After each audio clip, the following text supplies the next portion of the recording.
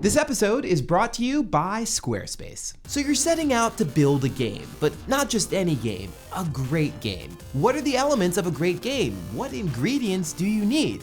We're going to be digging deeper into this very question in future episodes of Game Show, exploring what makes a game great. One of the most essential elements, one of the basic building blocks of video games is the goal. Your game needs a great goal. Goals matter because they offer a structure for our thinking. In a game with millions of things going on, goals help us rank and interpret stimuli. This process is called valorization. As game scholar Jesper Juhl points out, goals are a way of understanding what is and is not important in a game. These goals, Juhl explains, provide challenge to players. He writes, "It is the mental challenge of a game that provides the fun." So when you're thinking about goals, there are 4 big things to look for: challenge, choice, relevance, and engagement. But you shouldn't just take my word for it. Let's see how goals work in practice. In Super Mario Bros., your goal is to save Princess Toadstool. Everything else, like getting through the levels alive, flows from that goal. This goal is challenging. Rescuing Princess Toadstool is easier said than done, and the effort required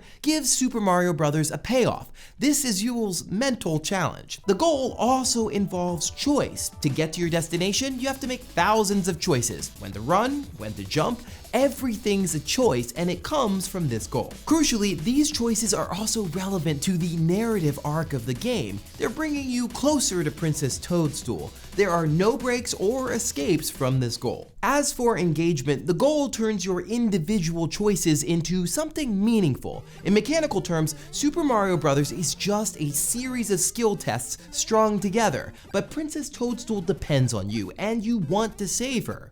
I hope. This motivation provides the game's flow. You have a reason to keep moving forward. In that way, goals bridge the gap between the big picture and the second-by-second aspects of gaming. This approach to goals goes way back in the history of games. Senet, the ancient Egyptian board game and one of the oldest known games, had a clearly defined goal. Players attempted to cross the board in a high-stakes battle for domination. In its history, Peter Piccioni says Senet evolved from a secular pastime to a game with religious connotations.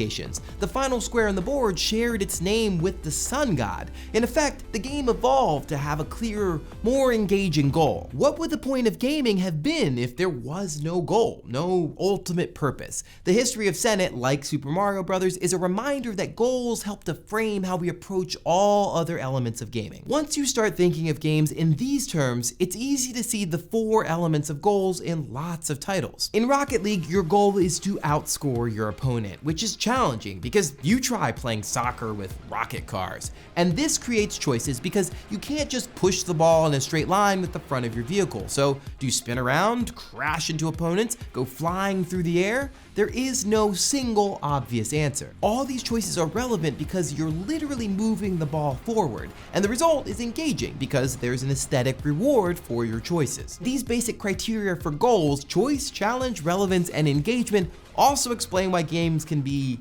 annoying. Not all goals are created equal. There can be meaningless goals or goals that just don't work. One of the most famous game disasters, Big Rig's over-the-road racing, suffered from an unenforced goal, amongst other things. You could leave the road in any direction or just do anything. The game effectively made it possible to head in directions and make choices that were completely irrelevant to the goal. Unlike Super Mario Bros. And Rocket League, Big Rigs lost track of its goal and therefore lost track of pretty much everything else. Consider the NES title Bible Adventures, Noah's Ark, where you carried animals above your head for ages. This created a similar problem to the one with Big Rigs. The task of carrying animals was insufficiently relevant to the end goal of saving life on Earth. But one of the biggest goal failures involves a game design subspecies known as collectibles. You can find an example of this in a sequence from Call of Duty Modern Warfare 2. You have to find an object between trees and can only retrieve it while snowmobiling down a mountain. There's no real choice, relevance, or engagement here. This is where a goal sadly becomes a task. The challenge is completely arbitrary. It's not a puzzle so much as it's just a thing you have to get done. Bad collectibles also pull you out of the story. Goals should be working to advance the narrative, not take you out of it with random objects scattered around the world.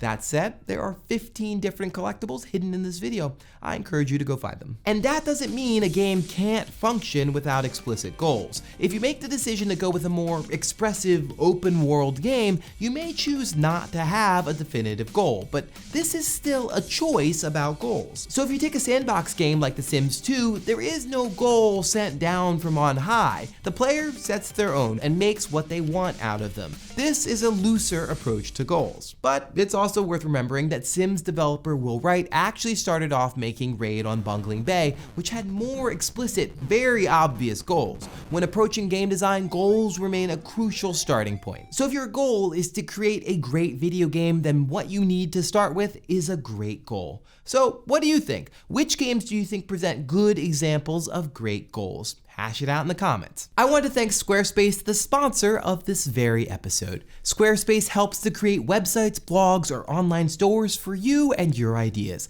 Websites look professionally designed regardless of skill level, no coding required. Try Squarespace at squarespace.com/gameshow for a special offer. Squarespace, build it beautiful. And as always, if you like what you saw, please subscribe. I'll see you next week. Hey everybody, Jamin here from Game Show. So first and foremost, we obviously would love all of your thoughts in terms of what we should be doing with Game Show in the future. There's a survey that over 600 of you have already filled out. We'll link to it in the description. Anyway, so last week we talked about the sound of GTA. Let's see what you had to say. Matt Coates asks, how could sound design possibly improve after Grand Theft Auto 5? Has sound design become unimprovable in a way? It's sort of like at the turn of the century when the Postmaster General of the United States decided that patents were no longer needed because everything that could be invented had already been invented. No, I mean, Matt, you're not actually that bad, but it is a really good question. I think there's lots of ways in which sound can improve. Sound is one of these things that really hasn't been super used in the world of games. Graphics, obviously, but sound is really underutilized, and if you talk to any sound designer, they'll tell you the same thing. So as we saw at CES, which is a big consumer electronics show here in the United States, virtual reality 100% imminent, and there's a ton of excitement around this new technology. I touched on it lightly at the end of last week's episode, but sound design as we know it will easily pull you out of the VR experience if it's not done incorrectly, because you're going to be moving around in a simulated environment that theoretically looks like everyday life, so we'll have higher expectations for sound. The creative director for Oculus Story Studio gave the example of a firefly and how you'll need to be able to hear it distinctly getting louder as it buzzes closer towards your face.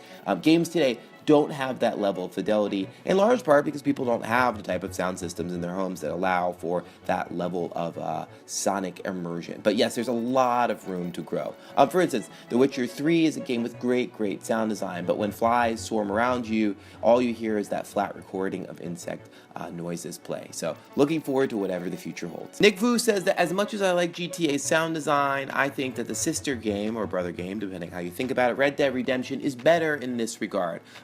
Nick thinks it's just a preference, but hearing not only the sound design, but also how the soundtrack for Red Dead is interwoven with your actions was a big selling point for Nick. For example, different musical stems, which are the roots of music, play when you get on and off of your horse. And you're right, the interactive soundtrack is an area of sound design that Red Dead Redemption absolutely excels at. But if you go back and listen to GTA 5 closely, as I hope you did after you watched the episode, you'll find that the first GTA is the first GTA that really adds this sort of interactive soundtrack that comes and goes with your events, although we didn't explicitly talk about it in the episode. One of the issues you get with Grand Theft Auto that Red Dead Redemption doesn't really have to deal with is the radio. I love the radio in Grand Theft Auto. I think it's one of the unsung heroes of the GTA franchise when they introduced it way back when. It adds this emergent behavior to this game universe. Also, it helps with the idea that you are in this particular place hearing, obviously West Coast rap music in San Andreas, hearing all the different sort of LA-based stations from hardcore to Flying Lotus's, Brain Feeder soundtrack when you're in GTA 5. These things are incredibly important in terms of influencing how we think about ourselves in that world. But how do you move from the radio when the player controls the soundtrack, right? They make decisions about about what they want to listen to.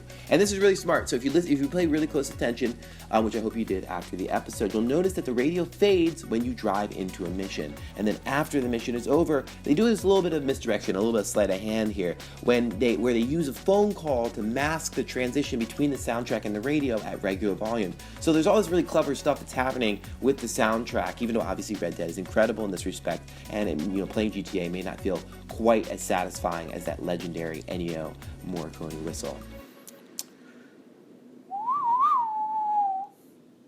Anyway, I'll see you next week.